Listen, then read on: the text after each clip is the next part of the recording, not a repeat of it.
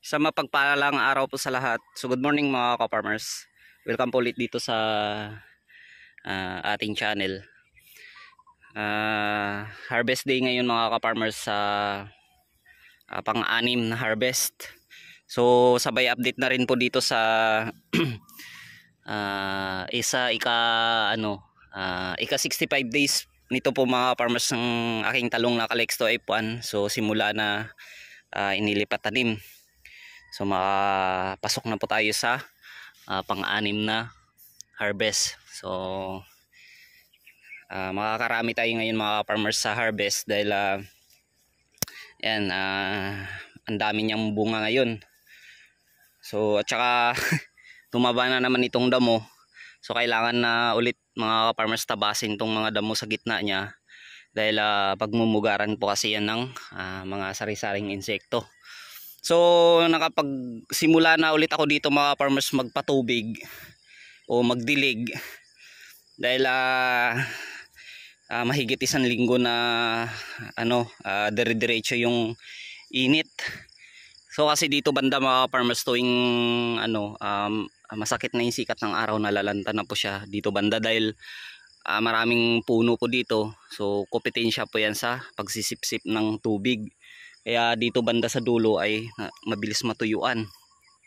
So ayan, mapapansin natin mga farmers, basa-basa pa po yung lupa, no? Dahil nang nakaraang araw lang po talaga ako nagpatubig dito sa mumunting talungan na to.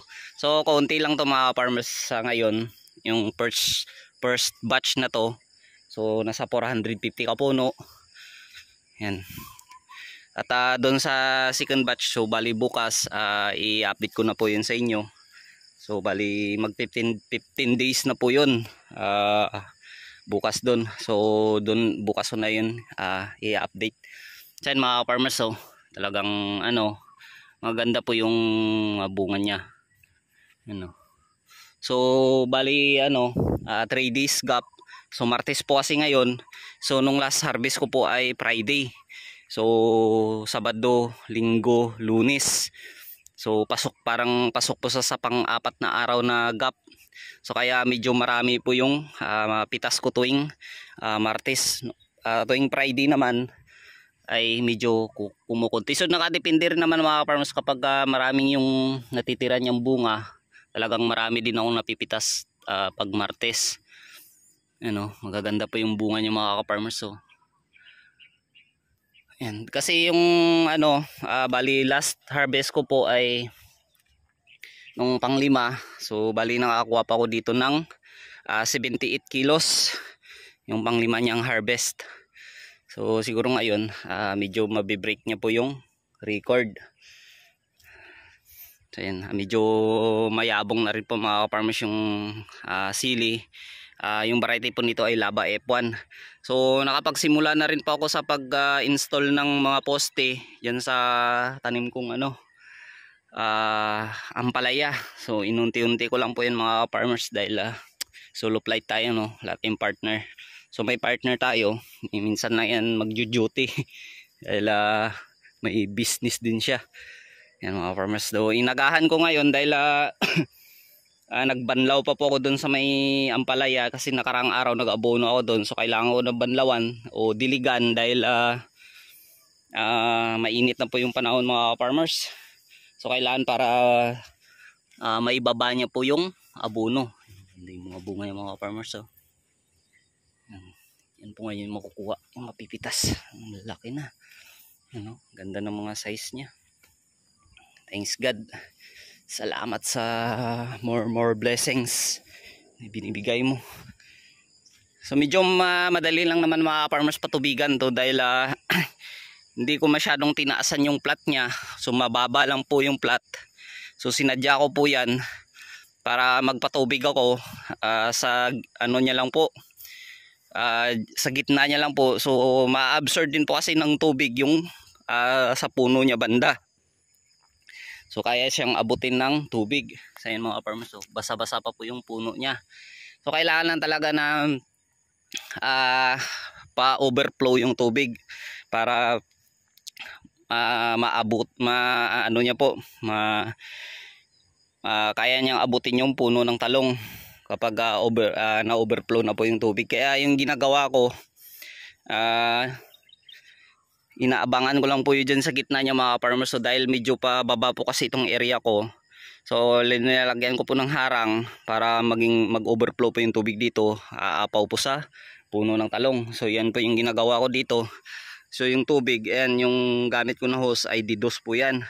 So doon pa po sa balon yung galing to. So medyo malapit lang naman. So didos kasi yung gamit ko para mahina po kasi mga farmers yung anong tawag yan?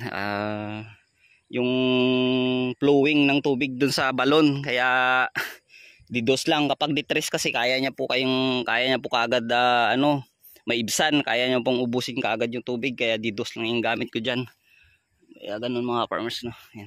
So bali mag-harvest po muna ako mga farmers, no. Update ko na lang po kayo mamaya kung mga ilang kilo ba ang mapipitas ko ngayon sa pang-anim na harvest. So ayan mga farmers, nakatapos ko lang talaga mag-harvest ngayon. So grabe, sobrang na talaga yung init. Nangungurot yung init. So ayan mga farmers, tambak na to. Talaga kasi nung nakaraan, bali nasa 78 kilos yung harvest ko, no, mahigit. So ngayon, siguro aabutin to mahigit 150 kilos. Ayan, no. Dami mga farmers. Ayan, ito pa sa basket. So binukod ko na kagad yung mga class B at saka reject. So pipiliin pa to mga farmers kasi may mga tusok yan dyan. So reject na po yung may tusok. Yung mga baliko, yun naman yung class B. Ayan mga farmers. Yan, grabe ang haba mga farmers ng kanyang bunga, parang banatiking. So kalexto po ito mga farmers, baka pagkamalan nyo pong banatiking. So bali magpapahinga lang po ako konti at magbabalot na lang po ako mga farmers, no. So sa ganyang kalit po yung talungan ko, so ganoon naman karami yung bunga na nakuha ko. So ano na bang oras? Mag-aalas 11 na, pasado alas 10 na mga farmers, no. So mag-isa lang kasi ako mamitas. Isa pa medyo mabagal po pitasin dahil ginagamitan ko po ng cutter. So hindi po kasi ako yung iba kasi hinihila lang. Kasi meron po kasi mga bunga na tagtatatlo, apat. So kailangan talaga na gupitin. So update ko na lang po ulit kayo mga farmers kung mga ilang kilo po lahat ito mamaya. So update mga ka-farmers sa lahat-lahat na harvest. So bali 16 bundle po ito mga ka-farmers. So ayan, 1, 2, 3, 4, 5, 6, 7, 8, 9, 10, 11, 12, 13, 14, 15, 16. So sa dulo niya ay 12 kilos. So nagtotal pa ito yung class A niya ay 162 kilos. Plus po yung 16 kilos na class B. So ito naman yung reject niya. Ayan, isang basket. So yan po yung may sobrang baliko, tapos may mga tusok. So bali nagtotal po ito ngayon mga farmers ng 178